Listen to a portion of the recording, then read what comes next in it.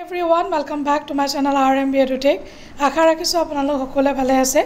আৰু আজিৰ এই ভিডিঅ'টোত আমি আলোচনা কৰিব লৈছো অসম লোকসেৱা আয়োগ আসাম পাব্লিক সাৰ্ভিস কমিশনৰ আন্ডাৰ যেটো টুৰিজম ডেভেলপমেন্ট অফিচাৰ TDO তাৰে list of candidates for the post of tourism development officer under the directorate of tourism government of Assam তেওঁলোকে গোটেই লিষ্টখন দি দিছে আপোনালোকে এবাৰ চেক কৰি ল'ব নিজৰ নামটো আছে নে নাই আৰু এক্সাম আহি পালেহে আপোনালোকে হয়তো গমে পাইছে সিলেবাসৰ বিষয়ে মই অলপ কৈছিলো কেনেকৈ কি কৰিব লাগে প্ৰেছ ৰাইটিং বা ৰিপৰ্ট ৰাইটিং মই ইংলিছৰ বিষয়ে কৈছিলো যিসকল ব্যক্তিয়ে চোৱা নাই মোৰ ভিডিঅ'টো ডেসক্ৰিপচন বক্সত মই লিংক দি দিম তাতে গৈ আপোনালোকে এবাৰ চেক আউট কৰি ল'ব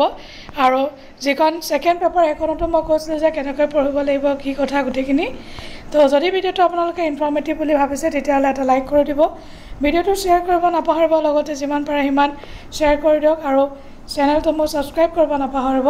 তো আজিলৈ আহো thank you so much bye bye take care জয় হিন্দ